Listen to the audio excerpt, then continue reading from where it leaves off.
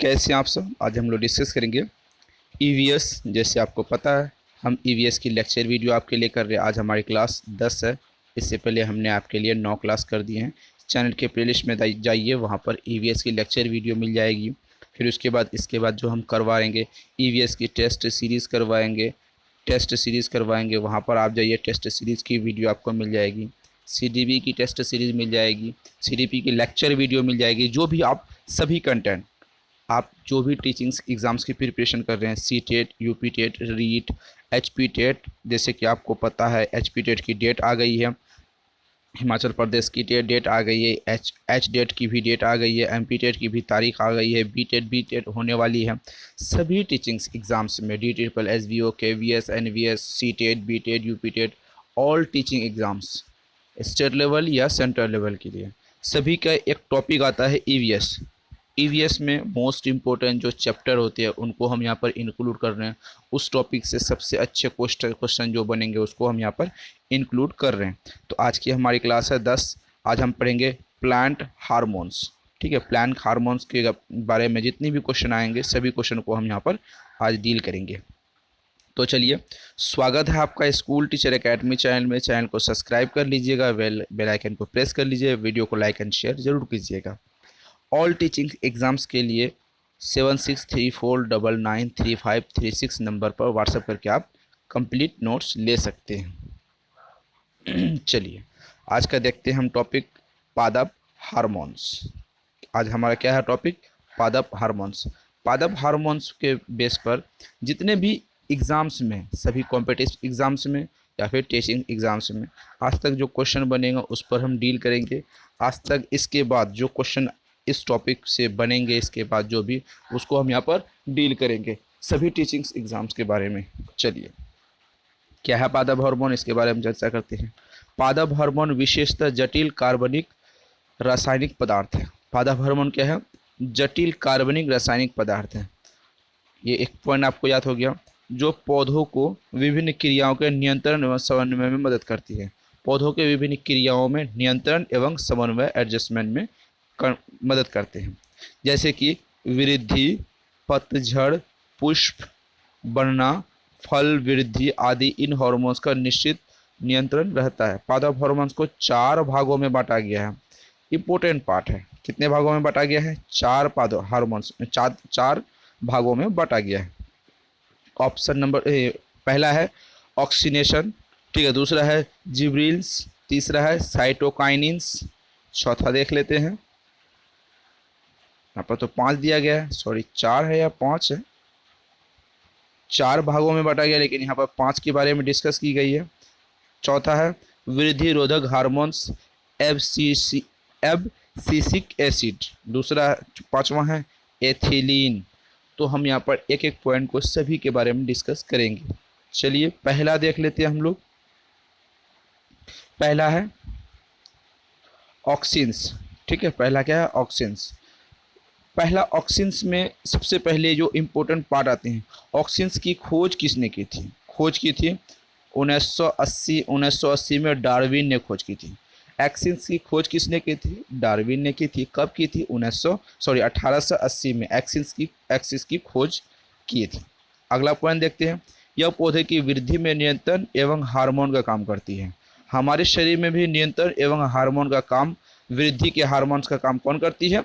Hormones करती है। हम इंसान जो जीते हैं, बढ़ते हैं, हाइट बढ़ती है, उम्र बढ़ती है, उसमें भी वृद्धि का काम, नियंत्रण का काम, मोटापे का काम, जो भी सभी चीज़ों का एक्टिविटीज़ जो भी होते हैं हमारे शरीर में, सभी एक हार्मोन्स के रूप में होती है। तो पौधों में भी यहाँ पर देखा जाता है, पौधों में कौन से ऑक्सिन्स हार्मोन की वजह से क्या होती है? वृद्धि होती है और पौधों में नियंत्रण का कार्य होती है।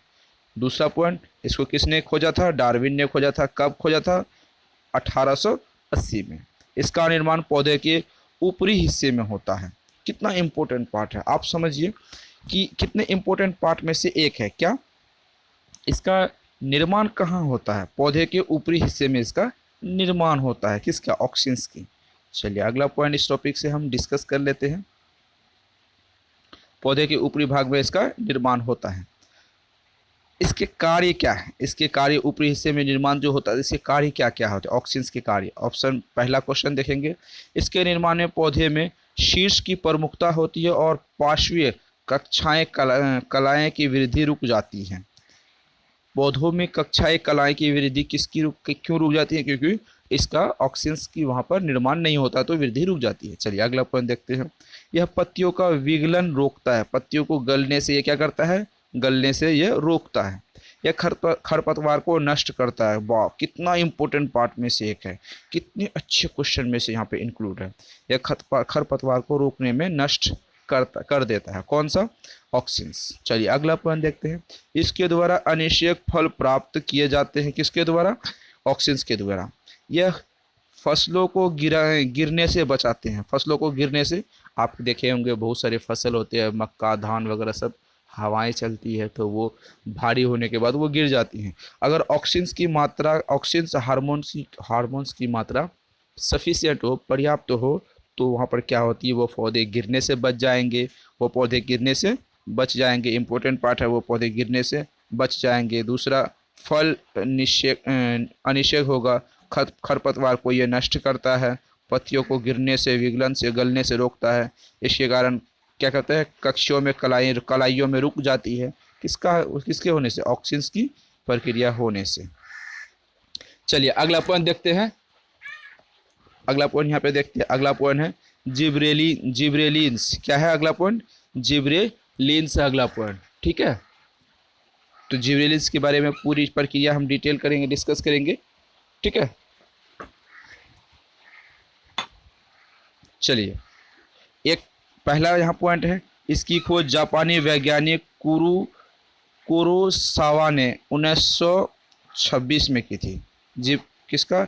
जिब्रेलिन्स की खोज जापानी वैज्ञानिक कुरोसावा 1926 में की थी। इसका खोज, किसकी खोज की थी? इसकी खोज कौन सा? जिब्रेलिन्स की। चलिए एक एक पॉइंट आप याद रखें।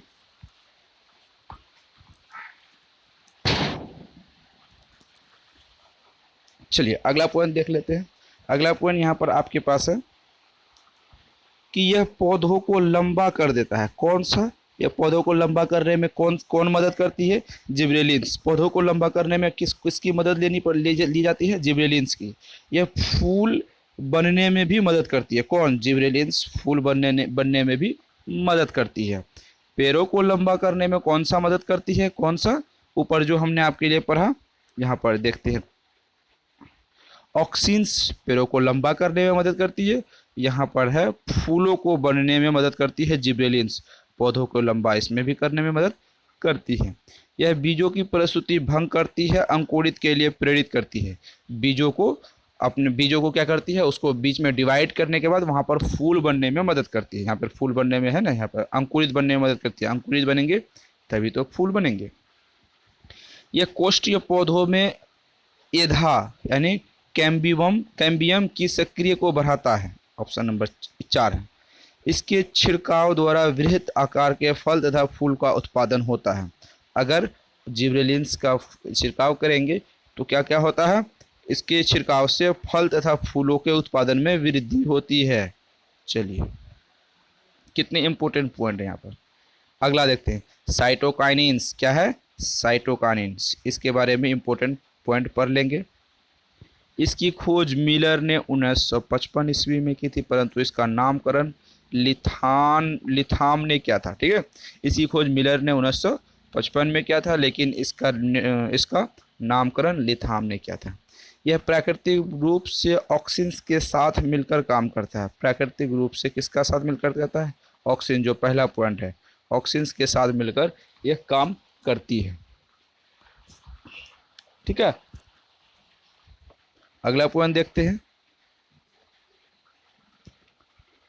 यह ऑक्सीन्स की उपस्थिति में कोशिका का विभाजन करती है, उसका मदद और विकास करने में मदद करती है। कोशिका का विभाजन भी करती है ऑक्सीन्स की मदद से और विकास करने में भी मदद करती है। यह जीर्णार्थ को रोकता है। अगला देखते हैं पॉइंट, यह आरएनए एवं प्रोटीन में बनने में सहायक करती है। आरएनए एवं प्रोटीन बनने में क्या करती है? सहायक करती है। चौथा पॉइंट देखते हैं, वृद्धि रोधक हार्मोन एब्सिसिक एसिड। चौथा पॉइंट वाला देखते हैं। इसकी हार्मोन्स की खोज 1961 से लेके 65 में कांस, एडिकोट, उसके तथा बाद में क्या किसने खोजा था, वेरिंग ने की थी। इसकी खोज 3 लोगों ने की थी, कौन कौन, कांस, एडिकोट एवं बाद में वेरिंग ने की थी। यह वृद्धि रोधक हार्मोन है। क्या है ये, वृद्धि रोधक हार्मोन है, नाम से ही यहाँ पर शामिल है। यह बीजों को सुप्त अवस्था में रखता है, सुसंगित अवस्था में बोल सकते हैं। अगला पॉइंट देखते हैं। यह पत्तियों के विलयन के मुख्य भूमिका निभाती है, विगलन में मुख्य भूमिका निभाती है। यह पुष्प में बाधक होता है। चलिए अगला पॉइंट देखते हैं 5 नंबर, एथिलीन। एथिलीन बहुत बार एग्जामों में, एथिलीन से क्वेश्चन सभी एग्जामों से में बहुत बार पूछे जाते हैं, इसीलिए इसको याद करना चाहिए, आपको समझना चाहिए।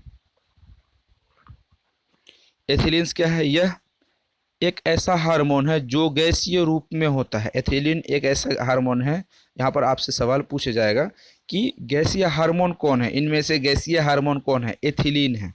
क्या है गैसीय हार्मोन्स, एथिलीन है। एथिलीन क्या है, एक गैसीय हार्मोन्स है, याद रखना होगा। यह एक ऐसा हार्मोन्स है जो गैसीय रूप में पाया जाता है, याद रखिए। हार्मोन के रूप में वो सारी जितनी हम ऊपर में 4 पढ़े वो लिक्विड फॉर्म में पाए जाते हैं, ये एक गैस फॉर्म में पाए जाते हैं, ठीक है। हार्मोन्स के रूप में इसे बर्ग ने 1962 ईस्वी में प्रमाणित किया था। इसको हार्मोन्स के रूप में कब प्रमाणित किया था, उसका जो वैल्यू मिली थी 1962 में, किसने, बर्ग के द्वारा। यह फलों को पकने में मदद करती है। एथिलीन क्या करती है, फल को पकने में मदद करती है। यह मादा पुष्पों एवं फलों में विगलन को प्रेरित करता है। चलिए इतना पॉइंट पढ़े हम लोग, 5 पॉइंट पढ़े, किसकी कौन से 5 पॉइंट पढ़े एक बार देख लेते हैं। 5 पॉइंट इंपॉर्टेंट पार्ट हैं, ये सभी पार्ट क्या है, इंपॉर्टेंट है। पहला पढ़े हम लोग ऑक्सिन्स पढ़े, दूसरा जिब्रेलिन्स पढ़े, तीसरा साइटोकाइनिन्स पढ़े, चौथा वृद्धिरोधक हार्मोन एवं एब्सिसिक एसिड पढ़े, पांचवा क्या पढ़े, एथिलीन पढ़े। तो ये आपके लिए सभी एग्जाम्स में मोस्ट इंपॉर्टेंट पार्ट रखते हैं। ऐसे क्वेश्चन सभी एग्जाम्स में पूछे जाते हैं। आपके ऐसे क्वेश्चन को समझना होगा या देखना होगा, याद करना होगा, ताकि आपके एग्जाम्स आने वाले किसी भी एग्जाम्स में छूटे नहीं। इस पर हम आगे फिर कोई क्वेश्चन करेंगे, जितने भी पॉइंट हम आपको पढ़ा दिए सभी का क्वेश्चन करेंगे। तब तक के लिए थैंक यू, फिर मिलते हैं अगले वीडियो में।